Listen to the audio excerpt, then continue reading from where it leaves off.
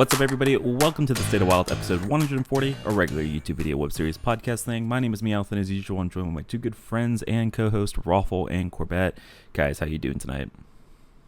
I'm doing pretty well. I just spent 4 hours playing triple Yogg decks, so In which I'm format? feeling pretty good.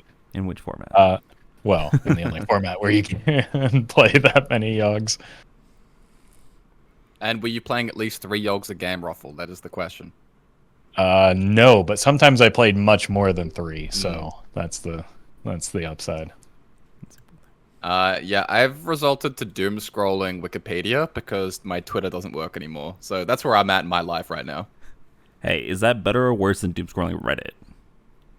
I'm learning a lot, so got that going for me. Yeah. And it's like actually, fact checked and likely to be reputable information. So I think you're probably better off learning from Wikipedia than Reddit. Okay, but then why couldn't I use Wikipedia as a source if it was fact checked? Come on, in school. I mean, it's improved over time. Yeah. I mean, Meowth, you're doing the education degree. Be the change that you want to see in the world. Right. Yeah, I don't think that you can change the mind of all of those professors to actually suddenly make Wikipedia a legit thing. All right. Tangents aside, let's hop into today's episode because we've got a lot of stuff to talk about. So we gotta get started. We're gonna be talking twists. We're gonna be talking problems and good things about the format, and then we've got a brand new expansion. Hey, look, we were right with everything that was going on. Titans, and you have to say it in all caps. I'm not gonna yell for the sake of the listeners' earbuds, but every time you type the word of the expansion, it has to be in all caps. It's been announced. It's coming out August 1st.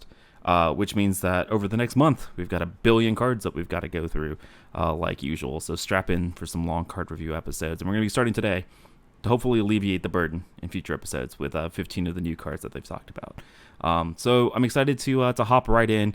So let's start with Twist before we get to the exciting stuff. So Twist is launched. The Twist launch was a little bit of a debacle. I'm going to say that in a little bit of nice ways because a bunch of people, I think I said this last time, we were expecting to all start at the same MMR, and that was completely false, and I was proven a liar because random people got different MMRs, and I think it was based on your eternal rating system. For Wild, I think is what has been shown. And so Roffle was Legend, but I think because you meme around, I'm going to say this in the nicest way possible, please don't take offense, but you goof around in Legend, you lose some games, it dumpsters the internal MMR, so even though at the end of the season you get that 10x, maybe that internal MMR puts you at I think you said 5x is what you started at in Twist, and so other people were getting a bunch of different things. I know a lot of standard people only got 2 because they don't play Wild, which also kind of turned them off of playing Twist, which is a little bit of a shame because it closes off their audience as well. And then there was the whole issue with the pre-order decks, like the Druid deck having Jerry Rig with no choose ones and things like that, which was not super well communicated. It was a mess. It was a mess and everything like that. So without even diving into the gameplay, is there anything you guys wanted to talk about related to just kind of the release? Yeah, I just want to clarify one thing. First of all, it should have been a 9-star bonus because I was at Diamond 5, and the discrepancy was so great it forced an internal Blizzard investigation to determine what was going on. Yeah, basically what happened is when you hit Diamond 5, because that's a rank floor, and because once your star bonus runs out, you actually stop queuing, I believe, based on MMR, but are queuing based on rank. And so because you're at the rank floor, your MMR doesn't really determine what type of opponents you play. Because I play, goofy decks that tank my MMR a lot and lose a lot of games, I had tanked my MMR down to somebody who barely hit platinum, I think. And so I was swimming around in, facing opponents, because once the season starts now, for Twist, I'm queuing again based on MMR because I still have the star bonus. So I was queuing opponents that were actually at that plat, gold skill, and it kind of created a bummer experience for both me and those players. I mean, not as big of a bummer as maybe some of the other people playing the format at higher ranks. But here's the weird thing, and I haven't brought this up yet. I didn't play a whole lot of Twist because of both a combination of the metagame and like I was a little bit, discouraged from, um, the bummer star bonus. I randomly got a 9-star bonus this month, so I don't know if they changed things, or if I like in the process of climbing off stream in Twist, I improved my Twist MMR. I don't like because the MMR itself is hidden, which is something I've been opposed to for a long time. I think it's better just to like show players the number. We don't really know what's going on, and everybody was kind of surprised when Twist opened and we all had different numbers for our star bonus. Yeah, I mean, like, I think that was just the starting point, obviously, for Twist. Just using the wild MR as the beginning, but, because you won some games, your own might increase. And it was probably quite easy to increase it because there was no, like, history, right? Like it might have been kind of volatile in terms of, like, aggressively adjusting players to where they're quote-unquote meant to be. So it probably just didn't take that many games, I'm assuming, to get to a more appropriate star bonus. It was definitely confusing at first, but I don't know, it clicked pretty fast, like what was going on with the, you're just getting what you'd usually get if there was no floor to artificially kind of boost you up. But it would have been really nice if that was communicated. Like, that part was definitely a bummer. Because, yeah, a lot of people probably would have handled the beginning of Twist differently had they known, what you're getting into. It isn't always nice to kind of get jumped into a game mode where you're only finding out the rules when it's already started, right? Like, it's nice to know ahead of time what you're getting into and how you can prepare for that. Definitely a bummer, I think, for the players that weren't, like, wild mains, for 2 reasons. One, it's not fun to get into a new format and find that you're already handicapped. So big L to like the standard streamers and standard legend players who was going in and farming noobs like that. There was no rush to legend for them, so that sucked. And it was actually kind of rough for the wild players because it was a new format and I just faced the exact same people that I would face on ladder. And we were playing the same decks as well, but we'll get into that later. So it was kind of just less than ideal all around. I wish there had just been either, everyone just starting at 2 stars, everyone doing that, or, there being a lot more clarity before the actual launch. Yeah, or maybe like taking your highest MMR out of the 2 formats that you played. Exactly. Yeah. That would have been great. Especially with a format like Twist, where it is kind of that middle ground between the 2 formats, especially this season of Twist in New Age, it's very much the middle ground. But yeah, I think that like it kind of turned a lot of people off of the format as well, especially more so than if it just started everybody at like the same floor of either 2 stars or no stars, because like you have that comparison of, well, they got 11 stars and now I have to start fresh. Like it's, I don't know, it's extra discouraging, I think, when you see other people just kind of propelling themselves to legend. And I think what Corb mentioned at the start was really the big thing is because it wasn't clearly communicated, people couldn't properly prepare. Like it might have given people an opportunity to, preload that grind the month before, might have given some people the opportunity to explore wild and actually find that they enjoy it. So it's missed opportunity for a variety of reasons there. I mean, there was also like the issue of like the WoW players themselves. Like, yeah, we were queuing into the same people, but because like the population was much lower for 11-star players than it was like normally in Wild. Like I remember on release day and the day after having like 5 or 6 minute queues, which is also not the greatest thing for trying to stream the format and promote and things like that. But yeah, I mean, all of that coupled with the actual meta of the format, I feel like hasn't been the best introduction for the format that it could have been. And I don't know how much of that could have been foreseen, but at least at higher ranks, it seems to be a 3-deck format. 2 of them might seem familiar to you guys if you guys listen to the the WoW format podcast. Questline Druid, Questline Demon Hunter. You might recognize those names. But then also some Questline Shaman has been shown some results. And then Roffle, I don't know, please correct me if this is wrong, but I I have seen lots of reports of people complaining about Amulet Mage and Weapon Rogue, kind of lower down the ladder, and so I think Weapon Rogue has been pretty non-existent just because like it's worse questline Druid. I've been seeing a lot of complaints about Amulet Mage. People think that is legitimate, like down ladder, think that's the big bad in the format, and it is outperforming, like, at least my expectations. Like, it's a reasonably good deck. It has shown promise, across ladder, but like it's starting to separate itself from the good decks in the format that you mentioned, in not in a good way. Like it's falling.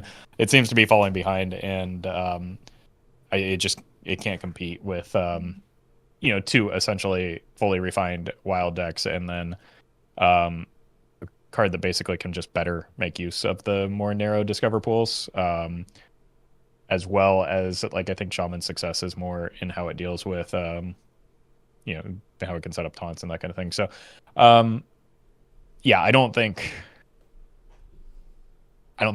Amulet Mage is a bad deck, or at least not as bad as I was expecting it to be. I think that it actually got kind of refined a lot quicker than I thought as well. Like people really started putting things together day 1 or 2, even though it's not like a deck that existed before, and started having early success with it. But it seems like it was maybe just farming some people that were playing goofy stuff in the format. Amulet Mage is the most popular deck on ladder for like bronze through gold. So people complain what they see most often. Like I think that's almost always the case. That's not even getting into the exact play pattern of Amulet Mage, which is not fun for a lot of people as well. But yeah, Amulet Mage gets completely farmed by Demon Hunter. Like it's a horrific matchup. Loses to Druid as well, but is actually pretty good against like most other things. Like maybe I think Rogue might be able to beat it, but it's actually like a really good jank killer, I would say. And I think that it gets worse as the meta becomes more narrow and people just flock to more and more Demon Hunter and Druid at high levels of play. So like pretty good low ranks. One of the most popular decks, the most popular deck at like bronze through gold, and then falls off a cliff as you move up. I think it probably also benefits from the fact that, and this is true in Wild as well, that a lot of people don't play Questline Demon Hunter at lower ranks, and also don't play it particularly well, or they would be at higher ranks with the deck. So but I think it's more just like a population issue. Like, you can stumble your way into some brute turns pretty easily with the deck, as I've demonstrated numerous times. So it should be played more at those ranks, but it just isn't, and I think it's undervalued by players at those ranks, whereas Amulet Mage is overvalued. Yeah, I will say just one thing on the popularity of Mage is that what's interesting is how Twist is currently highly narrow. It's very dominated. Like we're seeing extreme popularity of the decks that people are actually playing, whether that is Mage, like 20% of ladder at lower ranks, and then Demon Hunter Druid getting upwards of 20% at higher ranks. Usually this isn't really what you see in a format with a really big card pool. It's very unusual, I think, that you would see a complete lack of options. Even if those options aren't the strongest, like Mage isn't insane, but people still play it like crazy and just aren't looking at other stuff. I mean, it is expansion wise, it is a broad card pool, but like when you do limit things to only class cards, that actually becomes a little bit limiting. So you don't have options for like decks built around different minion types, because you don't, like, those are often neutrals. So I think that's not too big of a surprise to me, because you have a handful of packages of cards that were either explored over an expansion or a year of Hearthstone within each class, and that's kind of it is I think the result. Yeah. So I do want to kind of pivot. So they have talked a little bit about they are going to balance this format. So they've said, right, they're going to do more. We talked about those last week. They're going to do more changes than Wild, but less than Standard, which is a very broad spectrum. So we don't actually know how quickly or how heavy of a hammer that they're going to have when it comes to what I'm assuming are bans instead of nerfs for Twist.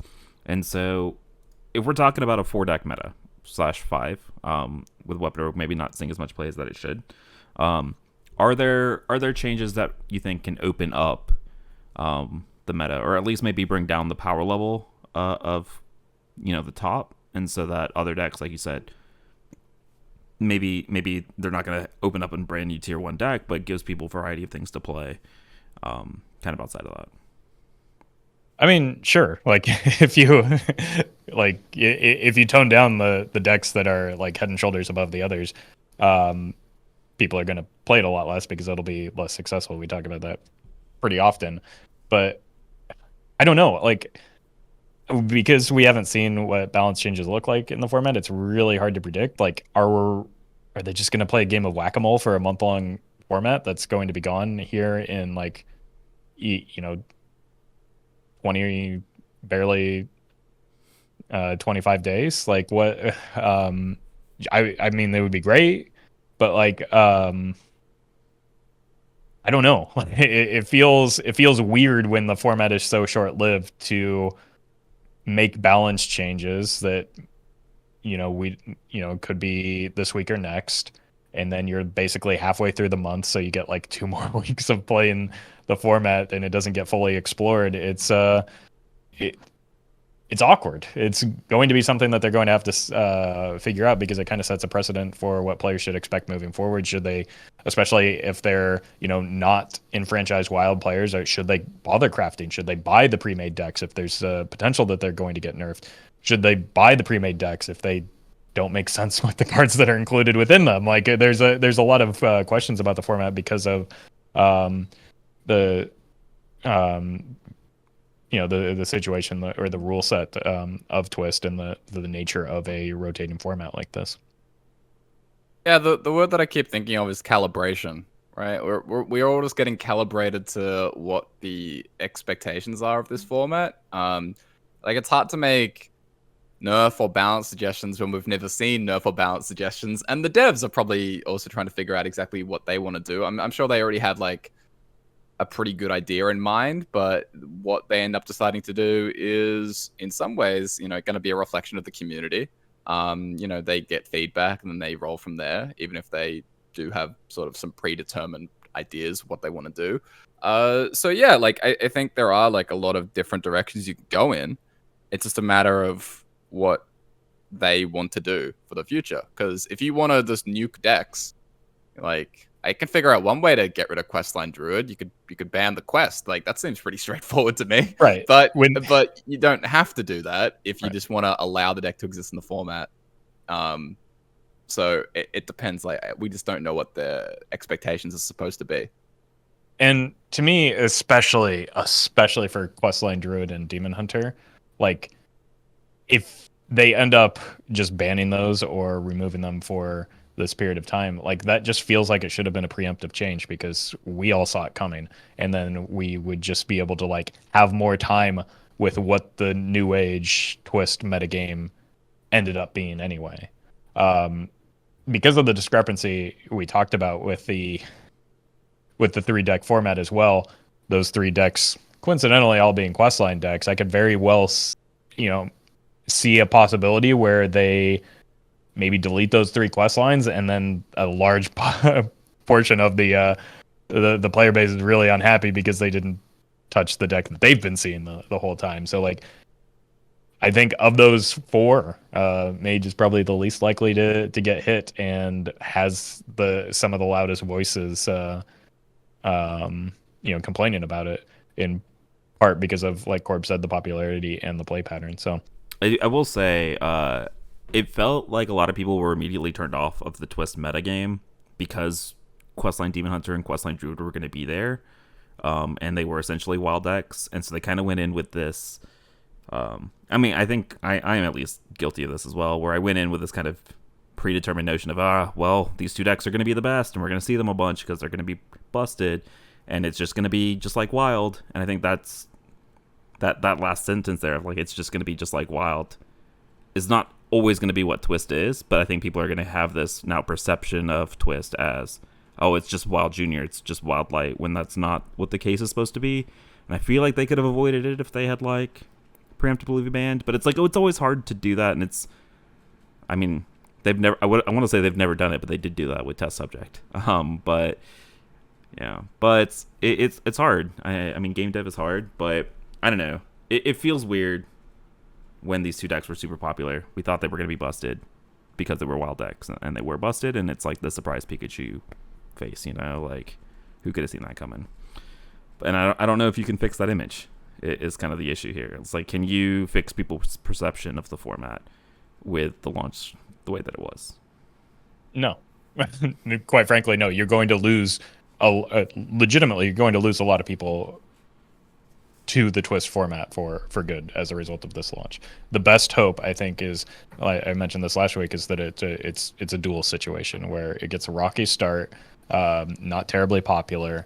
They revamp it. They'll happen anyway because of the new rule set. People hear, see, experience it themselves that it's better the second go around, or the third or the fourth, or however long it takes for them to get it sorted out.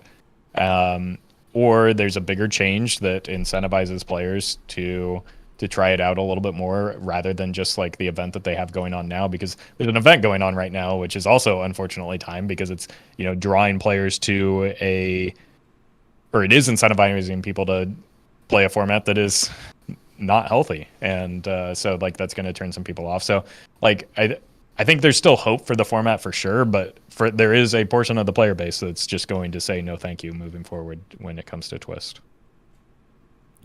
Yeah, and I think that this format is obviously unique, or is likely to be unique in how pre-solved it was. And I think that's worth noting moving forward, because this wasn't just a situation where there were balance outliers after a week. This is a situation where there were balance outliers a week before the format launched.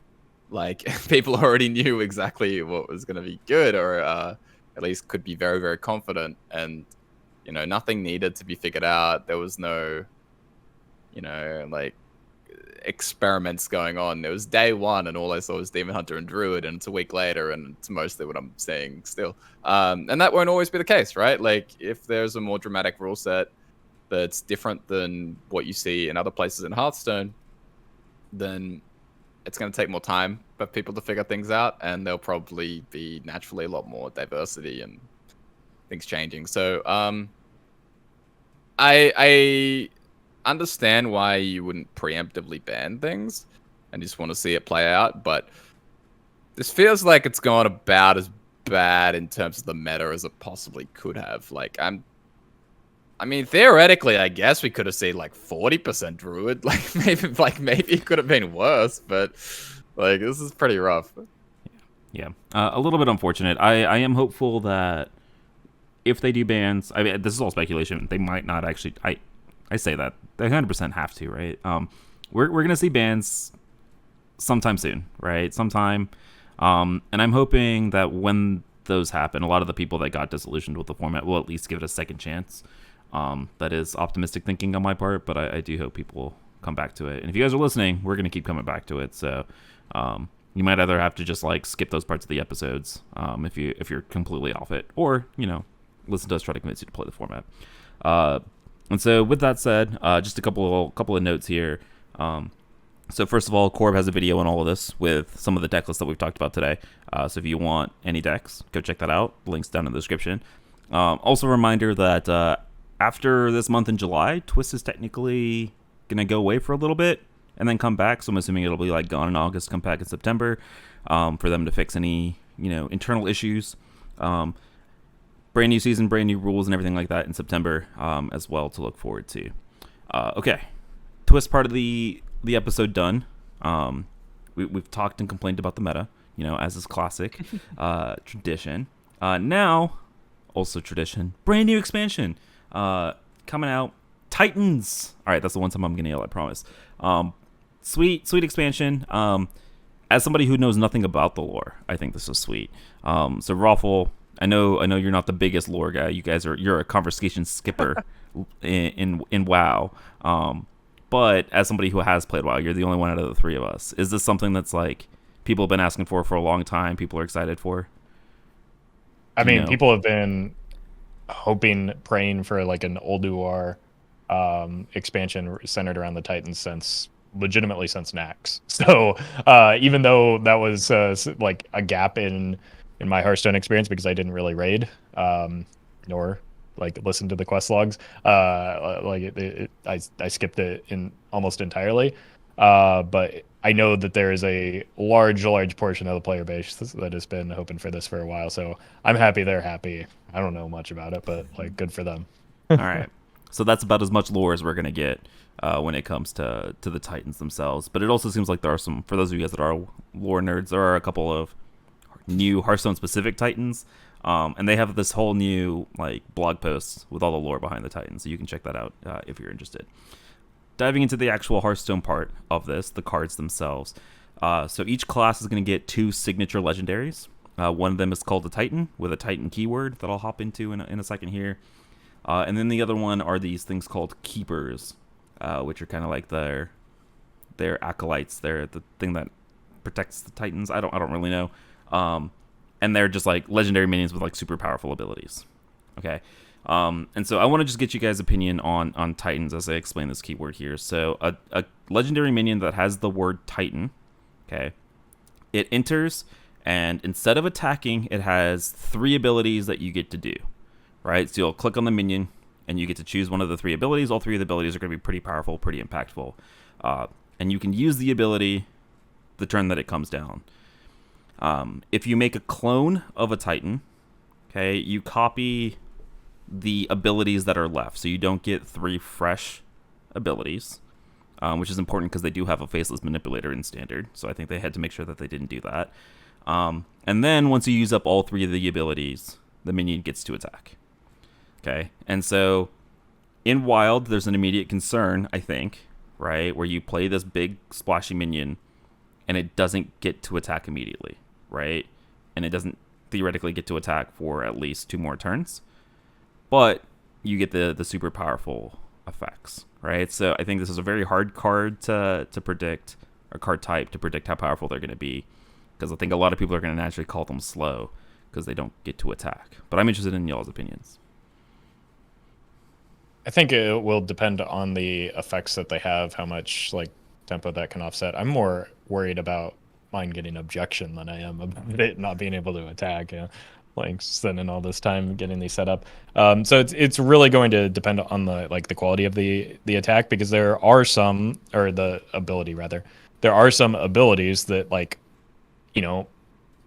give you a tempo advantage and can again offset the fact that that minion can't attack or trade. Like it can trade in a different way, and in some cases it's almost like it has maybe rush, or because it can activate that ability immediately. So there is an obvious trade-off there, but like you said, it is going to be difficult to evaluate in the same way.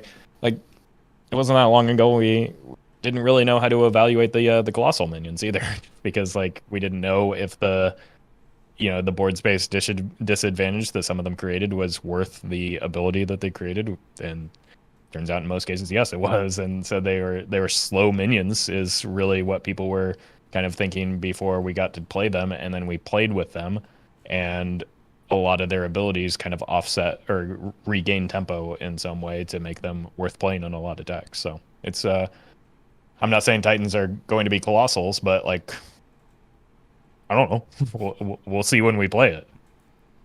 Yeah, I'm not letting this happen again. I'm not underrating these cards. The Colossals taught me too well. I think these are all super strong. I expect them, like from what we've seen so far, I expect them to be wild relevant.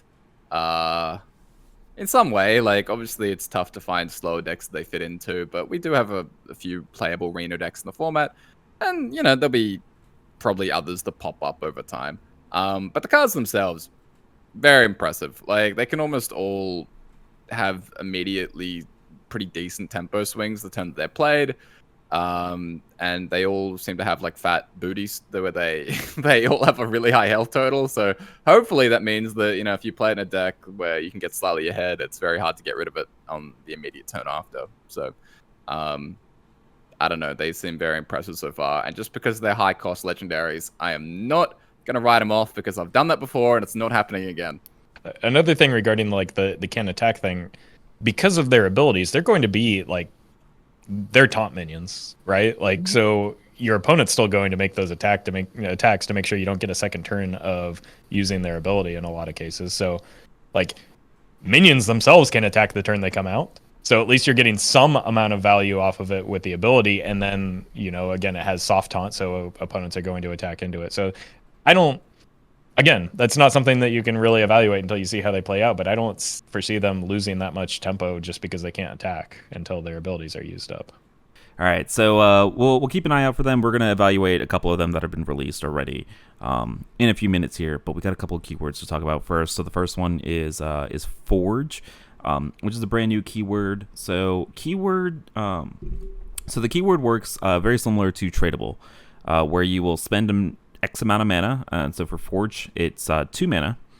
You will hover it over your deck like you do Tradable, and when you do that and spend the 2 mana, the card will be forged into a new upgraded version of the card.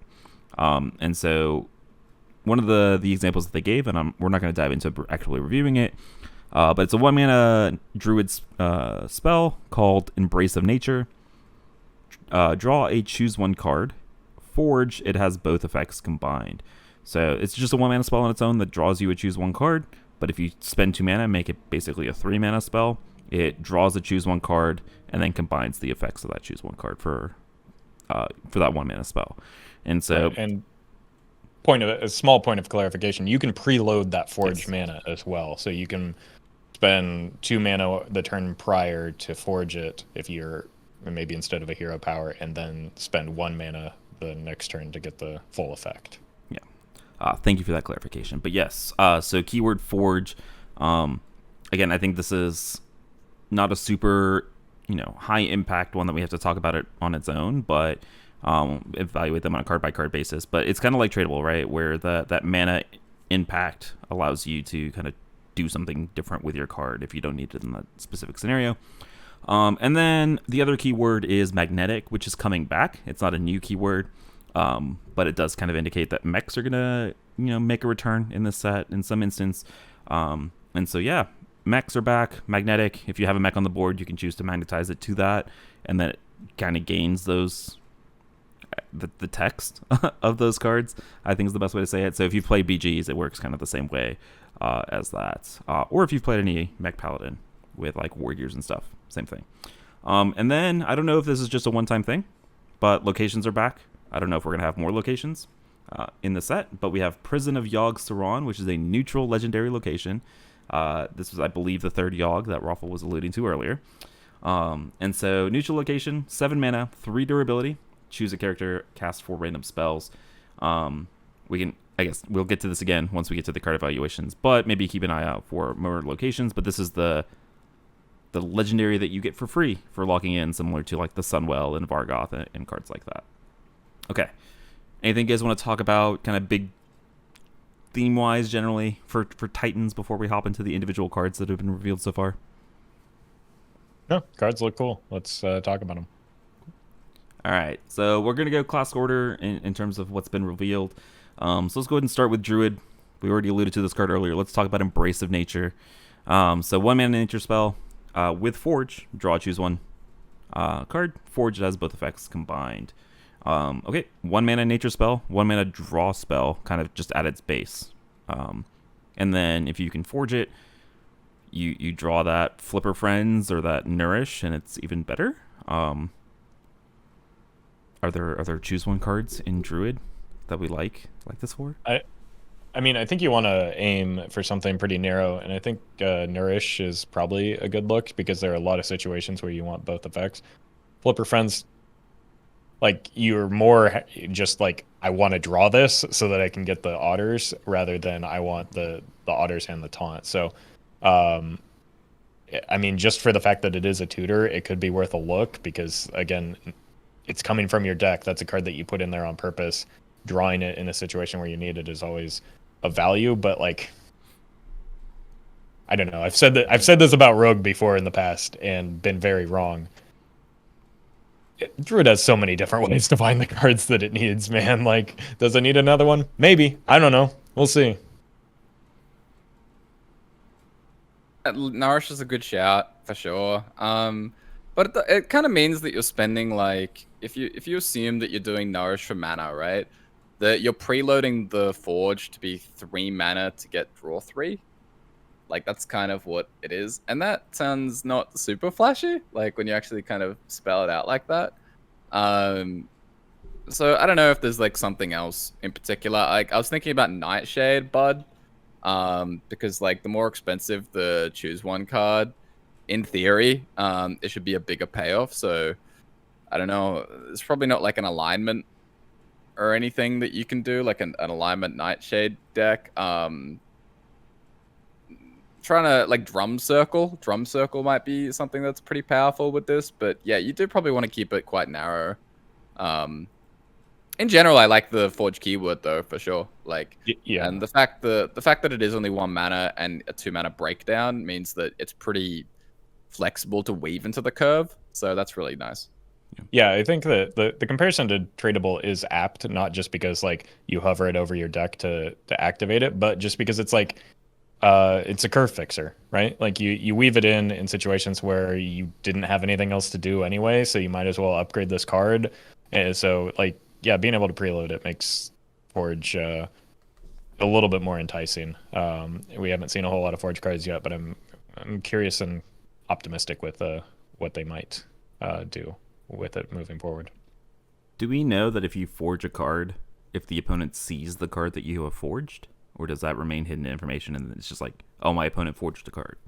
I would imagine, like, they don't need to know what you're trading with tradable, so I'd imagine it would be consistent with that. That's just pure speculation, though. So I don't know if there's been any announcement on that. Well, when you trade, doesn't the opponent see what you trade? Right, that's what I'm saying. Yeah. They don't need to, but they do. So I would imagine it would operate the same way with Forge. Sure, fair enough. All right, let's talk about now the flashy legendary. Let's talk about the Druid Titan. And I'm gonna butcher a bunch of these names, so the lore nerds out there, please don't bully me, okay? So this is eonar, I'm assuming. Eonar the Lifebinder, 10 mana 5/7 Titan. After this uses an ability, summon a 5/5 Ancient with Taunt. So the 3 abilities that you get, you can draw cards until your hand is full. You can restore your hero to full health, or you can refresh all of your mana crystals. So basically, this is a 10 mana 5/7 plus 5/5 with Taunt. Do a stupid, busted, powerful thing, which seems pretty strong. You can immediately refresh your mana crystals and then play a clone effect on eonar and then restore to full or draw a million cards, both of which seem like powerful lines. Those are very powerful effects. This is a 10 mana card, but we are in Druid. All those caveats aside, right? How are you guys feeling about this? I mean, Pen the Forgotten King is crying in a corner somewhere. But I don't know. Seems like it has some potential in like a Reno Druid is maybe where I would eye this. Could be interesting just as like another big,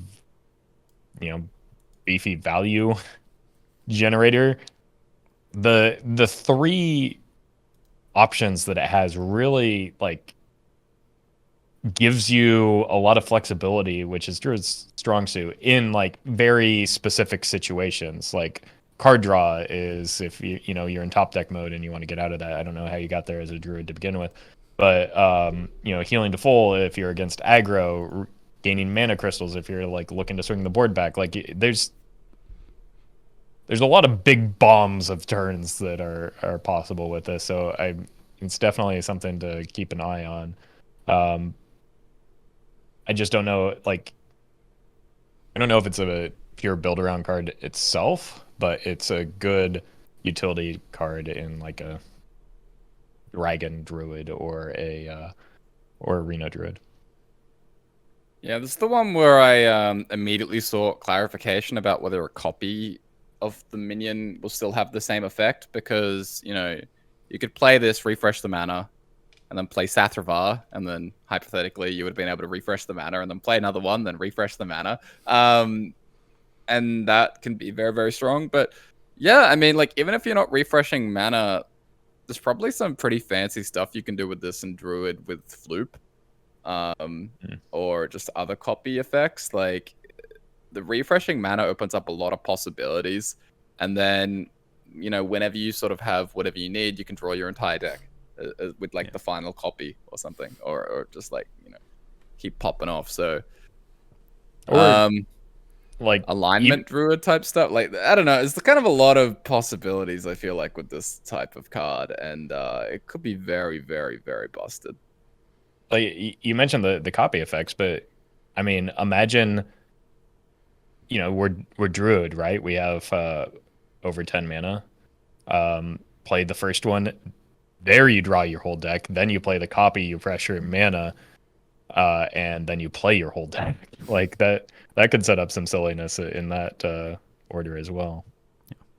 Yet another day, I'm thankful that they nerfed Twig, because I can already picture that. But yeah, eonar, very, very strong, I think, introduction to the Titans. And I completely agree with you guys. She does a lot.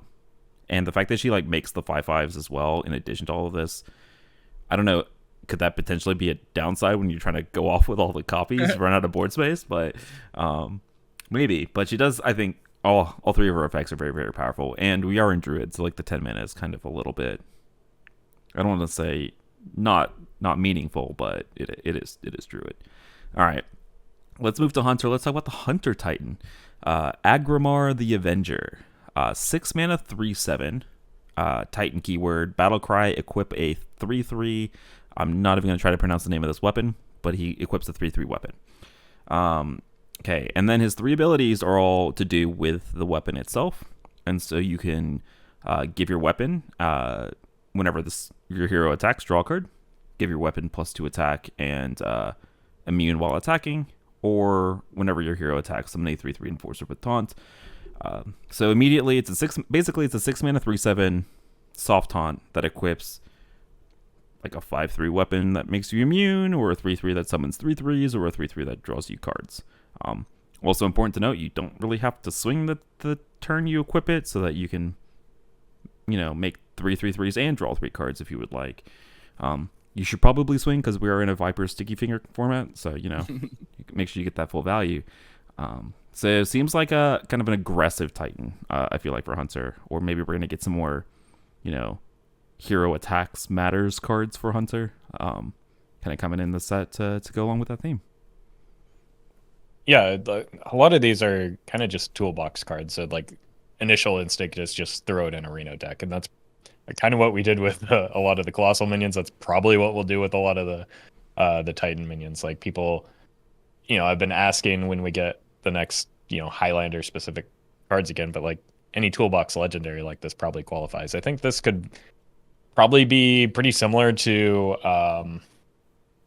something like a Krakatoa was, where it's not, because of its low mana cost, it's not super flashy, but like it just gets the job done, man. Like the summoning the 3/3 with taunt is kind of a big deal, because we talked about like the minion itself having soft taunt. It doesn't have real taunt, so like that could break up some of the damage that the opponent has on board along with the weapon to ensure that you get a second turn with it, which could be a pretty big deal. I don't know, like the extra bodies start stacking up as well, similar to the Krakatoa. So it seems like a card that, if it has the right home in our format at least, could be very powerful. Again, probably the most logical place for it is because Reno Hunter wants to be aggressive anyway. People have been having success with it for a long time, and this card probably just slots in there nicely as the second to last bit of top end next to Dino Tamer Bran. Yep, like really strong card. I don't know, just not flashy, solid. Reno Hunter, even Hunter, there'll be somewhere for it. Beast Hunter? ? Don't know about Beast Hunter. It is not it's very, very good, but like, yeah, probably just clashes with like Harpoon Gun too much. What about maybe? I mean, still really good. Like a maybe. It's still 15 damage, right? Yeah. Yeah. Just replace the life, Stranglethorn Heart with aggramar. Push that curve down. As sad as that might be. you don't get the beautiful animation, so no, that's a hard I don't pass get for the me. beautiful animation in the majority of the games because my opponents die before I get to cast it. So, Fair. All right, let's talk about the hunter. These are called keepers, I believe. But the name sounds even cooler than the Titan. Hodir, Father of Giants. So this is an 8-mana 8/8 legendary. Battle Cry. Set the stats of the next 3 minions you play to 8/8. So obviously you got the Stone Tusk Boar combo, baby. Play 2 8/8 Stone Tusk Boars and then play an 8/8 Battle Master. 32 damage right there. But really, I mean, there's an 8-mana card that sets you up for a combo on the following turn. And so as cute as it might be, I'm not, super sold unless there's like something actually kind of game breaking with it. But it is 8 mana. It's an 8-mana 8/8 with no taunt, no lifesteal, no nothing. I think Mark's gonna have a great time with this card. I'm sure it's already on his radar, and he's already brewing up something. But other than that, like I don't know. Turn 9 combo is just not happening in our format on a regular basis. Yeah, like I'm looking at it, I'm like, ooh, it's 100 Rhino. But nah, very expensive. Yeah, unfortunate for Hodir. All right, let's move into Mage here. Let's talk about the Mage Titan. So this is Norganon, I believe is the way that we're gonna say that. 6 mana 3/8. After this, uses an ability, double the power of the other abilities. So let's read those abilities. We have deal 5 damage to any target. You have enemy cards cost 1 more next turn. And then you have unlimited potential cast 1 random Mage Secret. So basically the first time you'll cast it, you'll like do 5. You'll 1 more for the opponent, or you'll cast 1. The next one will be 10 damage, 2 secrets. Enemy cards cost 2 more. And then the last one is the most powerful one. You can deal 20, because that 10 will get doubled to 20. Deal 20, cast 4 random Mage Secrets, or your enemy cards cost 4 more each turn. Top end in Secret Mage, baby. It's just a 6 mana 3/8 that casts a random secret. That's got to be busted. It's your Cloud Prince as well if you need it to be. Come on. And Cloud Prince has been cut for a while. I know, but this is a flashy Cloud Prince. This is the one that I am the lowest on. Just because it really, unlike the others, it really, really, really needs at least a second turn in order to do like a thing that seems to matter all that much. It also, other than the deal 5 damage, it doesn't have a whole lot that like buys that tempo back that you get from spending 6 mana. Like a single secret isn't going to accomplish that, and so it's likely just going to, get traded over or just removed before it can get like that second effect. And as much as a lot of players really like scaling and accumulating value, it just does not seem to be well suited in a game like Hearthstone in a lot of cases. And the lack of tempo is what I'm concerned about with this card. I mean, it's probably not great, but it's a Titan. I'm just going to blindly assume it's playable. That's going to be my rule. So I'm just going to be like, you know what? Throw it a Secret Mage. Screw it. It sticks for 1 turn. All of a sudden, it's a Pyroblast right to the face. It always sticks because Counterspell and Objection exist. Why not? Let's go. Yeah, I was kind of meaning it actually kind of seems like it might fit in Secret Mage. Like, you have... Sure. I don't know. Like, Orion sucks, dude. As fun as he is, or as frustrating as he is, he sucks, man. I'll just take Orion out, put this card in. Seems a lot better. Yeah, but this card isn't going to get you on the front page of Reddit like Orion does. So when I hit my opponent for 20 damage, it'll definitely be on the front page of Reddit, right? Day 1 Secret Mage. Yeah, good luck with to that. the dome. They're already dead. Look, with you cutting Cloud Prince into Valets, you need the reach, so you just put 20 damage into your deck. It's easy. It's so simple. All right, let's talk about Inquisitive Creation. This is the other Mage card that's been revealed. So this is a 4 mana 3/4 mech. Battle Cry, deal 1 damage to all enemy minions, improved by each spell school you've cast this game. So AoE on a stick, always powerful, right? The question is there like a home for this? And before we go anywhere, this is the first time I've seen this card. Is Seafloor Gateway a card that has a spell school? I don't believe so. Okay, so makes me not want to put it in Mech Mage. It was actually maybe interesting in Mech Mage if it was actually, because you mulligan for the spells anyways. You got Shadow, and if it was like an arcane spell, a 3-mana 3/4 that deals 3 seems kind of cracked in a mech deck. But I don't know if C4 Gateway's not a spell school, what we doing with this card? And then if we start off with LPG, we'll just skip to the next card. I was gonna say Reno Mage, but not LPG. I think that it really doesn't want to be an LPG deck. I think it just wants to be like a, traditional control style, First Flame, whatever, the Ray of Frost type deal, with like multicaster as your draw engine, that kind of thing. I think that super low curve, low cost spells, just remove the opponent's stuff until they have no more stuff, and then figure out your win condition with the yellow cards. I think that's probably where it would fit, but that's probably not a very successful deck. So, I mean, it scales really well. It does. It does, but like, compared to something like Entitled Customer, which is more guaranteed to be active and effective. I guess like Warlock has an abundance of removal, so I guess it comes down earlier and isn't like overlapping with stuff like Entitled Customers, so maybe, but yeah, like I don't actually expect it to go anywhere that's competitive. No. like a good card in a horrific, awful deck would be my assumption. Yeah, then we're on the same page. yeah. Reno Mage enjoyers in shambles with this conversation. All right, let's move into Paladin here. Let's start with Noble Minibot. 2-mana, 2/3 mech, magnetic.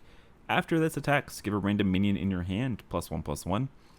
So it feels like almost always you're gonna be able to play this on 2 and get immediate value. You have a lot of sticky mechs on 1, and so then is the hand buff effect something you guys are interested in? It is a 2-mana 2/3 at its base with magnetic. Is the +1/+1 for a random minion in your hand enough upside for you? I think the magnetic is a bigger upside than the effect, especially with like being able to magnetize on a full board, and how just like super hand dumpy Mech Paladin is right now. You're also probably running like the Wind Fury Rushman, so like you have good targets for the magnetics, and so I think that's more important. And the fact that it's completely free once you do the Mech Paladin thing. So I think it'll probably be tried, and maybe we'll make the cut, but like probably just skim by. Like Mech Paladin is hard to refine any further than it is now. But a lot of like, I think like mechs or cards 27 through 30 are all pretty even and interchangeable with this card, so I think it's probably pretty close. I think this is good. I think the good card will go in the Mech Paladin deck. End of discussion. All right, sounds good. It also feels like a card that's going to be in BGs before we know it. But unrelated. Let's talk about tier. Not Norse tier. This is Keeper tier. 7-mana 4/5 Battlecry. Resurrect a 2, 3, and 4 attack Paladin, specifically Paladin minion. So pure Paladin. God, what another buff. But I guess pure Paladin not really a thing in Wild, as far as I know. Reno Paladin, sort of, kind of, maybe a thing in Wild. Is there a way for us to kind of really abuse this in a deck like Reno Paladin? The Leviathan, your colossal minions 4 attack. If you just like never kill off the second half. Oh, it's attack, not cost. Yeah. Important to note that this is the first time that Resurrect has ever been introduced to Paladin. So that's interesting in and of itself. But I was reading this wrong, and I'm going to have to like reevaluate it. So maybe it does start to make sense in a Reno Paladin if you can build with this card in mind, but then you're building for a 7-mana card in mind. But like, let's be honest, Reno Paladins are just a pile of cards anyway. So like, and specifically minions, you get enough rush minions that can be brought back with this, and you're probably happy with it. Yeah, I mean, Order of the Court always makes this type of effect a bit more interesting. Where if you do need like heavy build around, you can work towards that. Order of the Court, Leviathan, play this on 8. I did say there was 8, 8 mana in Paladin, which is a bit already kind of getting into some dicey territory. But yeah, I mean Leviathan, right? Like this is the only reason I think to play it because your 2 and 3 are just going to be throwaways. You're just playing this and hoping that you win a 50-50 and resummon the Leviathan, and Well, that's Does it probably have fine. to just be a throwaway for the 2 and 3 attack minions? Like, No. What People do you used- have in mind? I don't know Paladin minions well enough, but I'm thinking like you have like 3/10s or like I don't even know what the name of the card is. There's like the 3/9 with like taunt or lifesteal. You have like Annoy a Troop. I mean, we're talking about cards that Right, are wait, unplayable, so- but Yeah, so yeah. the problem with that is that yeah, you have to actually pay mana. So I'm assuming that you get something cheap, right? Like because if you're not playing cheap 2 and 3 attack minions in the early game in your Order of the Court deck, That's fair. Yeah. Well, your 2 attack minion could always be like McGurgle, right? So you get like 2 primes. Turn off And your turn Reno off in your Reno. Reno deck, but 2 primes is good. I guess the 3 attacks are the ones that I'm like really stuck on because yeah, but I feel like my point being that it doesn't have to be a throwaway for the like the 2s and 3s. Like if there is a way where like you're playing neutrals, right? Early neutral minions, like you're playing like Crab Riders and junk like that, and then you're like always resing a McGurgle Prime, a Leviathan, something like that. I mean, I consider the McGurgle a throwaway. Is the thing that's the difference. Is the Capital D I'm not colon. saying that it's an actual payoff. Right. Sorry, McGurgle. Oh, No, gosh. it is. But like at the same time, people used to run Kengor's Endless Army for that effect of just bringing back the Leviathan, right? So it's like, Yeah. because of the nature of resurrecting colossal minions, as we saw in Priest, that could be worth. Also, you could play Kangors after you resurrect the Leviathan, and all of a sudden you get 3 Leviathans or a 2. Well, you get 3. You could yeah, get there we go. yeah. So there you go. The Leviathan tier 1 or tire? How are we pronouncing this? I'm going with Tyr because that's like how you pronounce like the Norse god thing. Yeah, it depends on how you spell tire, like what with the things that go on your car. If you spell it the British way, then you'd probably still pronounce it tier, right? Because there's no E. We're gonna go with tier Paladin tier 1. That's what I'm hearing. All right. there you go. Meta solved. It's twist all over again. Solved 4 weeks before the expansion comes out. Let's go. All right, let's talk about Priest Titan. Let's talk about Amenthul. Monthol. Okay. 7 mana, 3/10. After this uses an ability, discover any legendary minion. Except we play wild. But I'm sure Roffle and Roffle viewers are gonna eat that up and love it. I'm ready for you to discover between 3 1 mana useless legendaries. I'm ready for it. I'm here for it. But let's talk about the actual options. You have Shape the Stars. Choose a non-Titan minion. Summon a copy of it with +2/+2. And so that can be your minion or enemy minions. Strike from history. Choose 2 enemy minions. Remove them from the game. So this is not kill them. This is poof them. Kind of like the Amazing Reno or whatever that 4 mana spell is in Mage. Jail sentence or something. Life sentence. Life sentence. There you go. The fact that you know that scares me, Ruffle. I'm not going to lie to you. And then the other one is summon a random 6-cost minion. That doesn't even allow you to discover the 6-cost minion for what it's worth. But that random 6-cost minion gets taunt and lifesteal. So this is a 7 mana 3/10. Lots of value. I'm not going to lie to you. Outside of the removal option, not super excited about the other 2 for it, though. But it's not going to stop Reno Peace gamers from putting it in their deck, there, right? Yeah, I had the same thought. Like the first thing that stuck out to me is Strike from History, which is like we talked about, it's a way that you can offset the tempo loss of it not being able to attack. I think getting the random 6-cost minion is usually pretty fine as well, just because like that's a good second option when you don't need the removal. So this looks to me vaguely similar to a behemoth, which was also slept on pretty early. Does a good job, and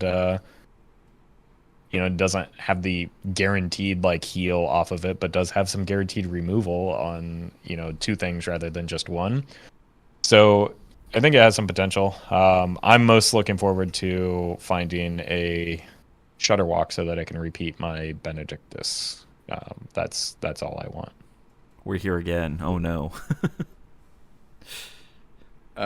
Probably good. I'm probably gonna get tilted by it. It's probably gonna be very frustrating. If people are gonna put this in Reno Priest.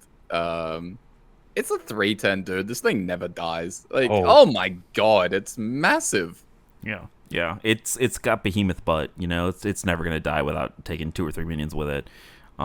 Yeah, I think at its baseline, it's what, a 7-mana 3/10, remove 2 things, discover a random legendary. That on its baseline feels powerful enough, even if the other 2 options aren't something that's like super exciting for me.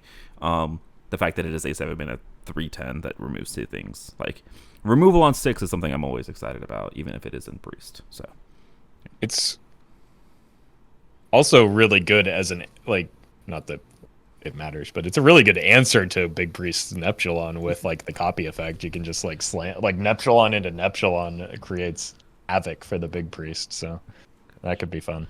Yeah, I will say I don't think Reno Priest has any issues with Big Priest, but if you can completely demoralize the Big Priest, I'm all for it. So right. All right. The one rogue card that we've gotten so far is Spider, with some internet speak in there. I'm not going to go into the details, but it is a 3-mana 3/4 Mech Beast, magnetic stealth for a turn. So you attack with a minion, you magnetize onto it, give that minion stealth until your next turn. I'm not really going to dive into it because it's a mech and rogue, but yeah, but could you imagine before the echo change with this card into Sniplock? It's really hard because it's a rogue card, but right. No, I know, but you set this up as your target. If you can find a way to like get a third mech warper, you just in rogue. Sure. Right. Well, we don't have to think about that. No, we don't. Not until Twist 3.0, once we get that Sniplock format, then it's, right. Can't wait crazy. Yeah. Yeah, mech and rogue. I don't know what we're meant to do with this. Okay, it's for the stealth rogue enjoyers, right? Those Greyheart Sage enjoyers. It's a 3-mana 3/4 with stealth. As a stealth rogue enjoyer, how dare you? Dude, I have to hype up every card, even the bad commons, all right? Okay, I hadn't seen this card when I made all those comments earlier when I talked about I don't know if there's going to be more locations. Turns out there are. We've got a Warlock location here called Forge of Wills. 3 mana for a location with 2 durability. Choose a friendly minion. Summon a giant with its stats. And rush.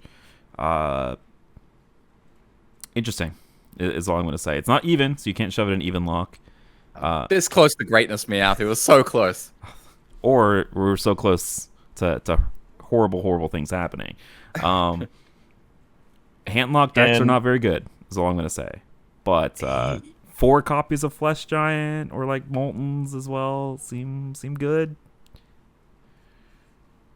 I mean, it's really good that they nerfed the Demon Seed because if you didn't have to take so much damage as this on Flesh Behemoths would just be nasty. And probably good that the meta isn't kind to that deck as well. So we have this would, in a glare world or a glare-like world, this would be pretty gross because like we saw what brooms can do in that type of deck.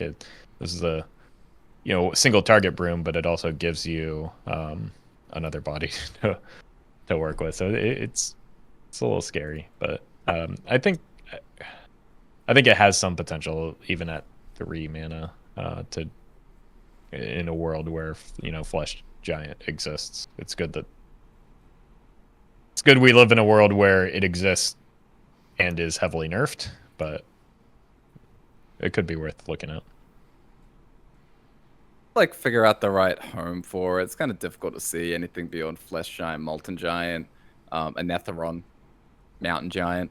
And so then we're talking about we're either talking about Questline Warlock, Darkglare Warlock, that deck sucks. Or we're talking about Hand Warlock, which difficult to see that making a return anytime soon. So yeah, probably not. I mean, if this was 2 mana, woo boy, if this is 2 mana, god damn. That would be terrifying.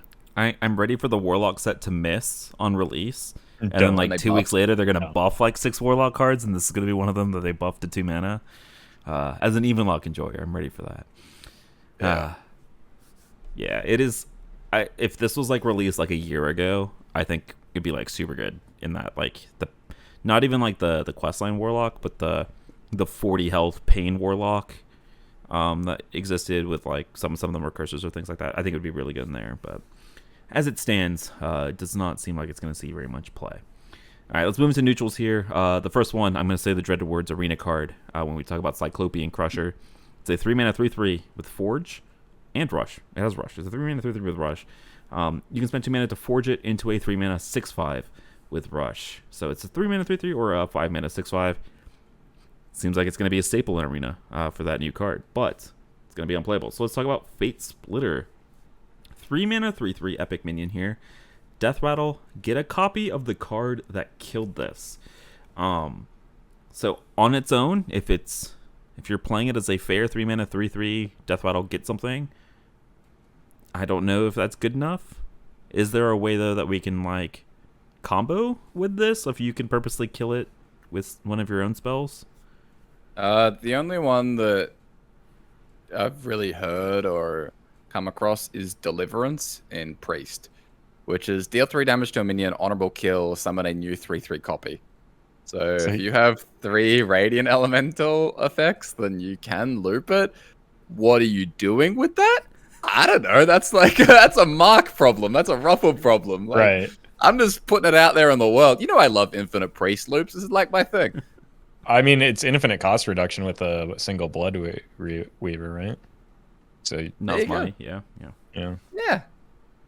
It's just a like 6-card Emperor Thorison to take everything down to 0. And you can tempo the minions, you know, and just rally and animate dead them. Like, it'll be fine. It'll be Well, great. as a 3-mana minion, it kind of conflicts with the Nazmani, but Oh. Wait, is Nazmani 2 with a... Oh, it's a 3 cost minion, though. Yeah. right. God, Anyway, that's my thought. cool. Other Yeah, than that, I have no idea what the hell you're meant to do with this. You just juice a Yogg. That's all you need from it. Get that That's Yogg what to you 30 cheat to immediately. 0 with your Nazmani. It's so Exactly. simple. Oh my god. Yeah, it all makes sense. what did you think I was talking about? Something that wins the game? No. Oh gosh. Oh, my mistake. Speaking of Yogg, we have Prison of Yogg to run now. Now we'll finally talk about it. This is the legendary that everybody gets here. Neutral legendary location, 7 mana, 3 durability. Choose a character. Cast 4 random spells, targeting it if possible. Yeah, I mean, it's Yogg on a stick. The numbers No, are there's- pissing me off. Why there's does it no say stick. 4 random spells? I hate it. Why is it not 5? Or at 5 least give it- feels... I don't know. At least give it 5 durability. Yeah. You know. After 4 hours of experimenting with this card, I've come to the educated conclusion that it is very bad. Yeah. Could have seen that one. Four believe is you. 4 is a small number, so nothing good can really come of it.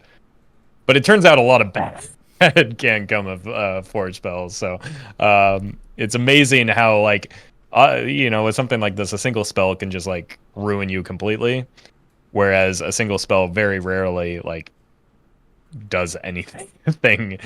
In our format with so many just flat out nothings tend to happen. So Yeah. it's pretty disappointing at 7 mana in particular. Hey, at least Cataclysm isn't one of the worst options anymore, right? Silver linings to that nerf/buff/rework. All Depends right. on how far ahead you are. Yeah, that's fair. All right, let's talk about the last card that we're going to talk about today that's been revealed so far. 8 mana, 8/8 for Son of Hodir. We talked about Hodir and Hunter earlier. This is his son. Battlecry. Shuffle 4 8/8 giants into your deck that are summoned when drawn. That's a lot of stats, but this is a lot of mana, and it's going to be a lot of time until you find those 8/8s, I think, maybe. Unless there's a combo with, draw through your deck, play a Son of Hodir, and then do something. Ogre Lock?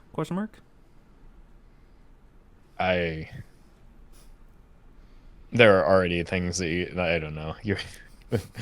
This card seems too slow. Like, not even in a goofy way. It's just like I don't know how many times we have to learn that the shuffle effects just don't get it done. Look, they're gonna keep pushing and pushing until eventually they're playable, right? Wait, you have Stowaway in Rogue. Yeah, I know. Immediately draw those 8/8s. Right. Yeah, so son On of turn 9. I'm gonna call him Hodor, by the way. Son of Hodor on 8, and then all of a sudden, Stowaway, Coin Lothab Easy. ends it. Literally ends it. This is gonna be in the new Twist format. Guarantee it. Yeah. I mean, we need to start implementing an Ogre Lock rule. You know, we have the LPG rule. It's time. Anytime you get up, you bring up Ogre Lock. You know the card is not good. Whenever you bring up Ogre Lock, it's over.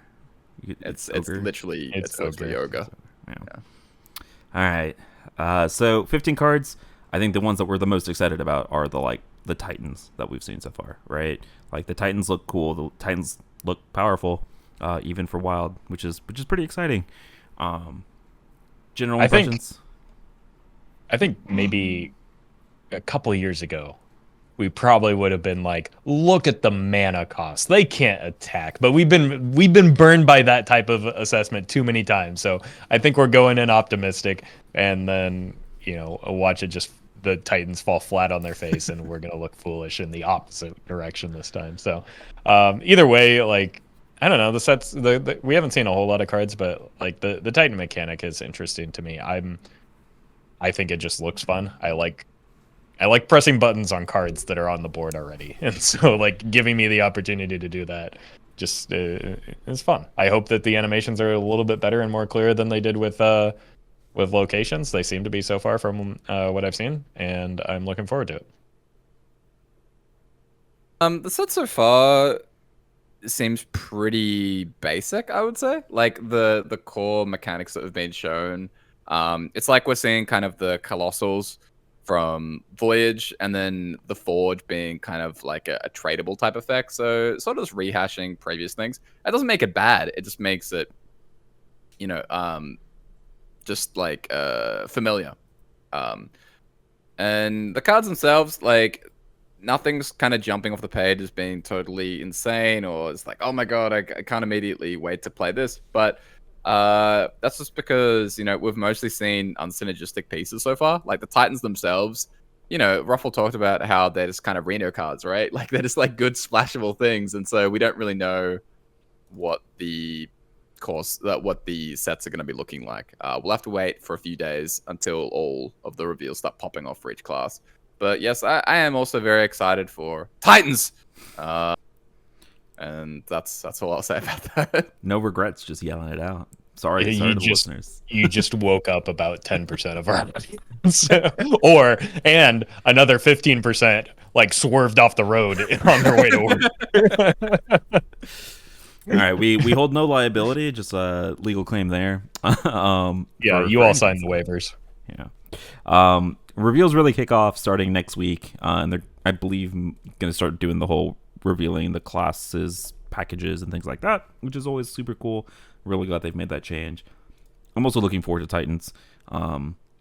We've turned a new page here on the podcast, The State of Wild, where we no longer evaluate cards just by their mana cost being high, means they're unplayable. High mana cost means super playable is what I'm learned from this episode. 10 mana Druid Legendary, the best thing we've seen so far.